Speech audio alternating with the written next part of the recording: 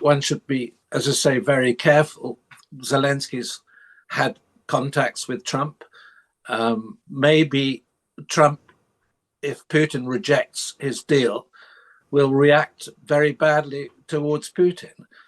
And there are all sorts of dimensions to this problem. Now, we know the world is a dangerous place. Almost every day on this programme, we talk about the threats posed by at least one of Russia, China, Iran or North Korea. So the obvious question now is, will Donald Trump make things better or worse when he takes over as president? We can talk now to the former head of MI6, Sir Richard Dearlove. Good morning to you. Good morning. There is some alarm among a lot of traditional US allies about a new Trump presidency and the global impact. He says he's going to solve Ukraine in a day. He wants Netanyahu to sort out whatever he wants to do there. He wants that to be finished by January, by the time that he's inaugurated. He has views on other things, China and Iran, etc. Is this a president actually who can get things done, or is this a president who's going to make things worse? Well, look, Trump revels in unpredictability. Now, that's a strength when you're dealing with opponents, but friends don't like it at all. So I think the first thing we have to work out is what's election rhetoric and what's actually going to be the policy of this administration. And we shouldn't jump to conclusions too fast. The first thing I'd like to know is who is going to be as Secretary of Defense, who's going to be in charge of national security, who's going to run the CIA, who's going to do foreign affairs, and then perhaps to make a judgment as to how this administration's policy evolves. But yeah, he's a severe challenge, particularly if you look at the sort of controversial and difficult security issues, Ukraine in particular, and the Middle East. Well, let's talk about Ukraine, shall we? And obviously we don't know what he's going to do, although he made a big song and dance of saying that he could fix the Ukraine war, solve it in a day, in 24 hours. So we don't know what that means, who has to give up what. What's the kind of threat of not providing arms and money to Ukraine? How powerful is that? But what about his interplay with Vladimir Putin? What do you think? How do you think he can weaponize that, use that in a way that Joe Biden could not? Well, let's say that Trump proposes a deal between Zelensky and Russia. Nothing's going to happen unless both sides are prepared to enter dialogue, or both sides are prepared perhaps to make some sort of concessions and agreement.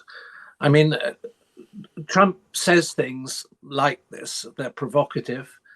And in fact, the risk, of course, is that the lever he uses to force Zelensky to the table is the withdrawal of support, financial support and armament support to Ukraine. That's extremely worrying, but we don't actually know that's what he's going to do yet. And I think one should be, as I say, very careful.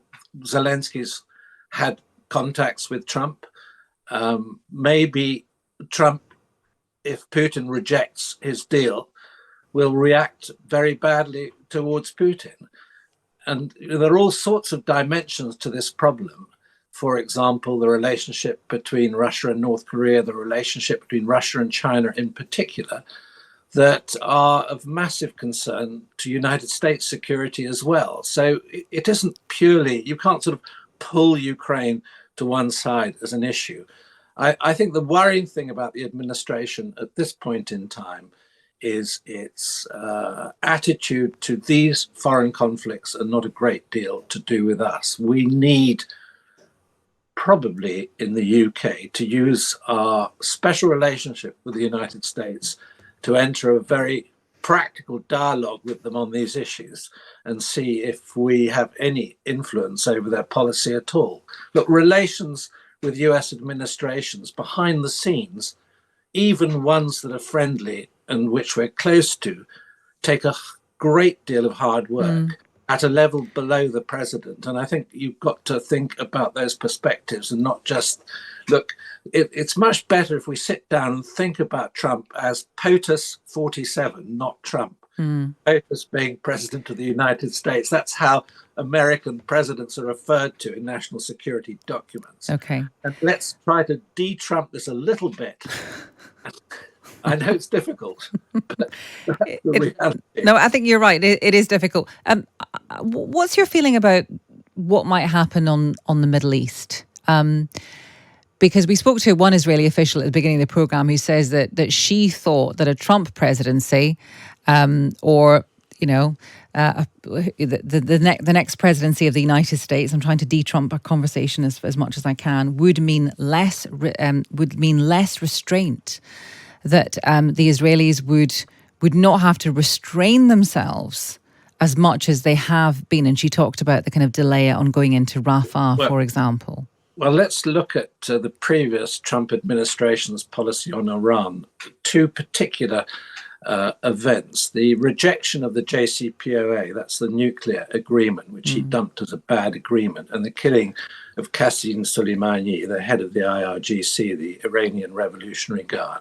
There's no question, I think, that at the moment the theocrats in Iran will be extremely nervous about Trump's election, because I think the likelihood would be that Trump, will be more supportive of Israeli taking a tough line towards Iran, the source, let's say, of most of the instability in the Middle East. And there will certainly be Sunni leaderships, particularly Saudi Arabia, who are very enthusiastic about the return of Trump because he was favorable to their interests in this deeper conflict in the Middle East between Shia and Sunni Islam. So I think on the Middle East, perhaps it's easier to see the way forward. My expectation would be that Trump makes let's say focuses on a ceasefire in Gaza, but at the same time is very tough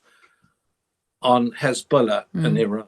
That's purely speculative. Okay. No. Finally, what about NATO? He's had some strong words about NATO. He says that the states who are members of NATO should pay their bills.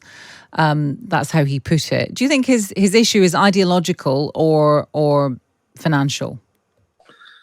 Well, I think his approach is practical. Look, NATO member countries, generally speaking, have underspent on defense and relied too heavily on the US umbrella and US defense spending. The state of the world clearly indicates to member states now that we all have to up our game very significantly, not just 2.5% of GDP, higher than that, probably nearer 3%. And the UK included, Germany included, all the primary European nations. Now, if Trump, as it were, can force the hand of the European nations in terms of their defense policies to up their spending, NATO will benefit enormously. And let's face it, those countries that sit directly on a border with Russia are already way down that track, Poland in particular. Well, you sound optimistic about what might happen in that case. Richard, thank you very much. That's Sir Richard Dearlove. He's a former head of MI6. I think the tone from many people we've spoken to, almost everyone has been sanguine, optimistic, not feeling that this is the end of the world, as many people would have predicted.